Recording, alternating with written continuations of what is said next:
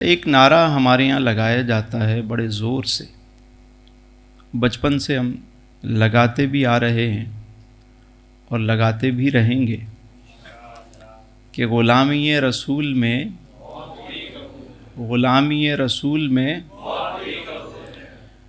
یہاں ایک سوال یہ بھی ہے کہ جب غلامی رسول میں موت قبول ہے تو غلامی رسول میں زندگی قبول کیوں نہیں ہے؟ سوال ہے نا. یعنی ہم مرنے کے لیے تو تیار ہیں غلامی رسول میں، مگر حضور کی سیرت کے مطابق زندگی گزارنے کے لیے کیوں تیار نہیں ہے؟ ایک بڑا سوال ہے. دیکھیے، جب بھی آپ کوئی مشین خریدتے ہیں، ہمارے ابراہیم بھائی بیٹھے ہوئے ہیں، اکثر مشینری منگاتے رہتے ہیں، پاکستان امپورٹ کرتے ہیں. جب بھی ہم کوئی مشین منگاتے ہیں کہیں سے بھی، تو آپ اس کے ساتھ ایک مینول بک آتی ہے انسٹرکشن کے لیے، کہ ہدایات کے لیے، کہ اگر مشین میں کوئی خرابی ہو جائے تو اس کو دیکھ کر آپ صحیح کر لیں. تو اللہ تعالیٰ نے جو ہمیں اس کائنات میں بھیجا تو ایک کتاب بھی ساتھ میں دی، اور پھر اپنے صاحب کتاب، صاحب قرآن، نبی کریم جان دو عالم صلی اللہ علیہ وآلہ وسلم کو بھی بھیجا، جنہوں نے اس قرآن کریم پر عمل کر کے ہمیں دکھایا. نہیں، آپ کی حیات مبارکہ ہمارے لیے بہترین نمونہ ہے. اس کے باوجود ہم نہ قرآن کو پڑھتے ہیں، نہ حضور کی سیرت کو اپناتے ہیں. شاید ہماری، بلکہ یقیناً ہماری جو ناکامیوں کا سبب ہے وہ یہی ہے. تو ایک رات ایسا ہوا کہ میرے آقا کریم جان دو عالم صلی اللہ علیہ وآلہ وسلم رات کے پچھلے پہر آپ اٹھے اور جا کر ایک جگہ بیٹھ کر میرے حضور نے تلاوت شروع کی. قرآن کون پڑھ رہا ہے؟ صاحب قرآن. اب سوچیں کہ جس پہ سورہ یاسین نازل ہوئی، اور وہ جب سورہ یاسین کو پڑھتے ہوں گے، جن پر سورہ مزمل اتری، جسے قرآن نے کہا یا ایھا المزمل، جب وہ انہوں نے سورہ مزمل کو پڑھا ہوگا، میرے آقا کریم نے جب سورہ مدثر پڑھی ہوگی، والضحیٰ کے چہرے والے آقا نے جب والضحیٰ کی تلاوت کی ہوگی، واللیل کی زلفوں والوں نے جب واللیل کی تلاوت کی ہوگی، سوچئے کیا سما بندھا ہوگا.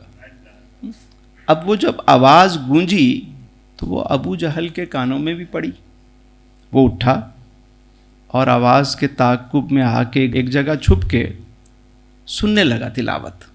اور اس کا مقصد یہ تھا کہ کوئی ایسی چیز تلاش کرے کلام کے اندر سے تاکہ صبح وہ بتائے کہ اس میں یہ خامی ہے، یہ کجی ہے. مقصد اس کا یہ تھا. چھپ کے آ کے بیٹھ گیا. ابو سفیان جو اس وقت تک ایمان نہیں لائے تھے، وہ بھی اٹھے، چھپ کر ایک جھاڑی کے پیچھے آ کے بیٹھ گئے. اور اس کے ساتھ ساتھ اخنس بن شریک، یہ بھی، اس کے کانوں میں آواز پڑی، یہ بھی سردار تھا، یہ بھی اٹھا اور خاموشی سے جا کے بیٹھ کے سننے لگا. اب قرآن پڑھ رہے ہیں میرے حضور، جن پہ قرآن نازل ہوا، اور وہ کلام کہ اللہ فرماتا ہے کہ لو انزلنا ھذا القرآن علی جبل لرأیتہ خاشعا متصدعا من خشیۃ اللہ، کہ اگر یہ میں پہاڑوں پہ نازل کرتا، وہ خوف خشیت الہی سے وہ ریزہ ریزہ ہو جاتے. اب یہ جو سننے آئے تھے، وہ جیسے جیسے سنتے گئے ان کے دل کی کیفیت بدلنا شروع ہو گئی. سنتے رہے یہاں تک کہ صبح ہو گئی، روشنی ہونے لگی. تو حضور نے تلاوت موقوف کی، وہ سب نکلے اور واپس جانے لگے. ایک پوائنٹ پہ تینوں اکٹھے ہو گئے. جب اکٹھے ہوئے تو ایک دوسرے کے چہرے کو دیکھ رہے ہیں. ارے تم بھی اوہ چلو کسی کو پتہ نہ لگے کہ ہم لوگ سننے آئے تھے. ہم تو تنقید کے لیے آئے تھے، ہم تو اس لیے آئے تھے کہ کوئی اس میں سے عیب نکالیں. چلو بھائی ٹھیک ہے, مگر آج ایک کام کرتے ہیں, اگر قوم کو پتہ لگ گیا کہ ہم نے بھی قرآن سنا ہے تو ہمارا حشر کیا کرے گی؟ تو ایک کام کرتے ہیں, بس خاموشی. آج کے بعد کوئی بھی یہاں پہ سننے نہیں آئے گا, نہ تم آؤ گے نہ میں آؤں گا. اور ٹھیک ہے چلو بھائی, سب چلے گئے. اب دوسری رات آئی, میرے حضور پھر آ کر تشریف فرما ہوئے اور حضور نے پھر تلاوت شروع کی.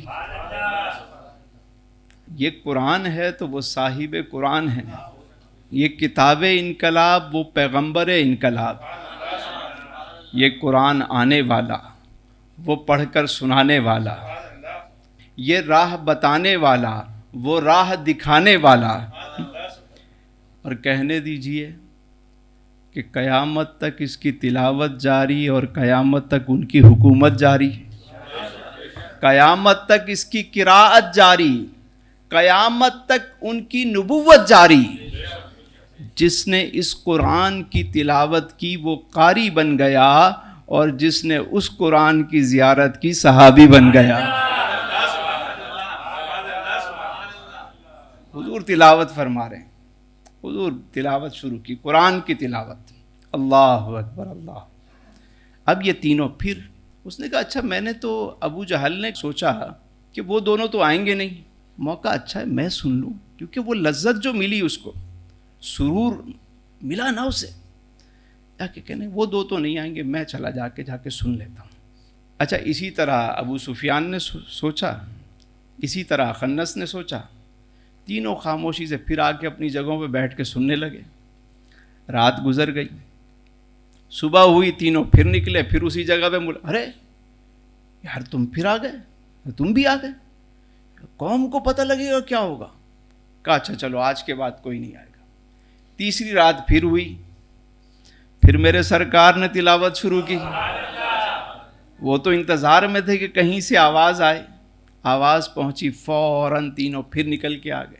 صبح جب ہوئی اسی پوائنٹ پہ تینوں ملے, کہنے لگے یار یہ تو ہماری عادت ہوتی جا رہی ہے, ایسا نہ ہو کہ ہم اس سحر میں مبتلا ہو جائیں. آج پکا عہد کرتے ہیں کہ آج کے بعد ہم میں سے کوئی بھی نہیں آئے گا, اور جو عہد شکنی کرے گا اس کو سزا ملے گی.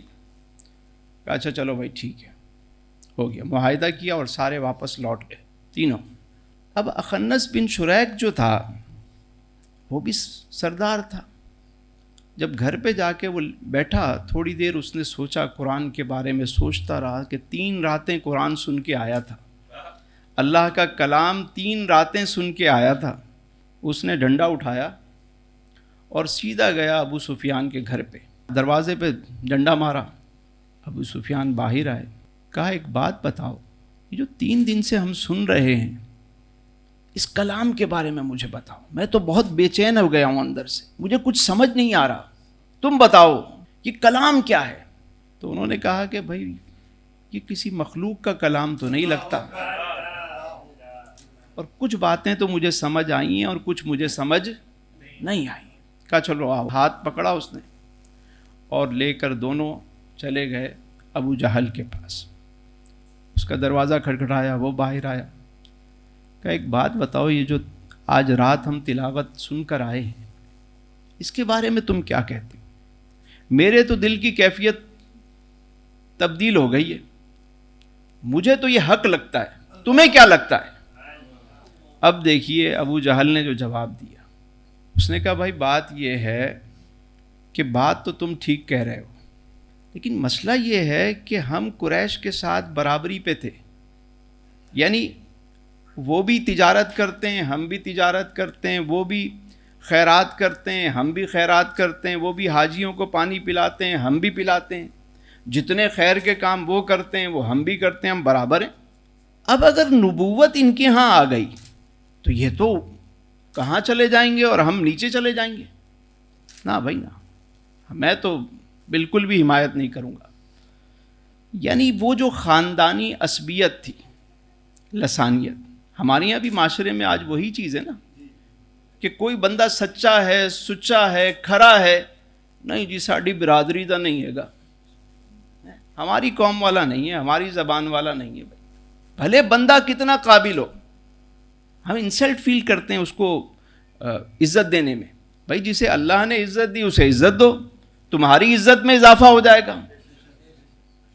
اب انہوں نے یہی بات کی، نا جی نا، اس طرح تو وہ خنس بن شریک کہنے لگا تم لوگ جاتے ہو جاؤ، نہیں جاتے نہ جاؤ، میں تو جا رہا ہوں، میں تو جا رہا ہوں.